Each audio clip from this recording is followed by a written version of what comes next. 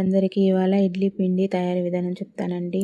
First ఒక bowl తీసుకొని ఆ బౌల్‌లో 3 కప్స్ స్టీమ్ రైస్ వేసుకోవాలండి. అదేవిధంగా 3 కప్స్ వేసుకున్న తర్వాత హాఫ్ కప్పు పచ్చి బియ్యం కూడా వేసుకోవాలండి. హాఫ్ కప్ పచ్చి బియ్యం వేసుకున్న తర్వాత సేమ్ హాఫ్ కప్పు మినపప్పు కూడా వేసుకోవాలండి.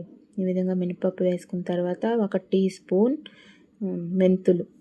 మెంతులు వేసుకుంటే మనకి సువాసనగా ఇడ్లీ దోశ బాగుంటుందండి. అందుకోసం మెంతులు వేసుకోవాలి. బాగా కలుపుకొని 3-4 టైమ్ వాష్ చేసిన తర్వాత 5 to 6 అవర్స్ బాగా నానబెట్టుకోవాలండి. నానిన తర్వాత మిక్సీ వేసుకునే ముందుగా 1 కప్పు అటుకులు కూడా బాగా కడుక్కోవాలండి. 1 టైం కడుక్కున్న తర్వాత 15 మినిట్స్ నాననివ్వాలండి. నానిన తర్వాత మనం మిక్సీ వేసుకోవడమేనండి. ముందుగా నానబెట్టుకున్న బియ్యము, అటుకులు అన్నీ వేసి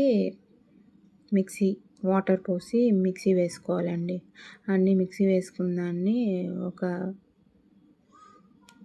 ఒక పాత్రలో తీసుకోవాల్సిందేనండి. ఒక పాత్రలో తీసుకున్న తర్వాత అంతా కొట్టుకున్న తర్వాత మిక్సీ వేసుకున్న తర్వాత బాగా కలయబెట్టి ఓవర్ నైట్ పెట్టేస్తే బాగా పిండి పులిసిపోతుందండి. పులిసిన పిండి మనకి కావాల్సినంత తీసుకొని అందులో వంట సోడా ప్లస్ సాల్ట్ వేసుకొని ఇడ్లీ వేసుకోవడమేనండి. నేను గుడ్డ ఇడ్లీలే పెడతానండి. గుడ్డను ఫస్ట్ వెట్ చేసి పెట్టుకొని దానిపైన ఇడ్లీ వేసుకోవాలండి. ఇలాగా మూసి పెట్టేసి 15 to 20 మినిట్స్ తర్వాత ఓపెన్ చేస్తే ఇడ్లీ రెడీ అండి.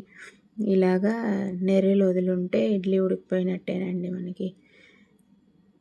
నేను పక్కకు పెట్టి ఇడ్లీ సర్వ్ చేసుకోవడమేనండి.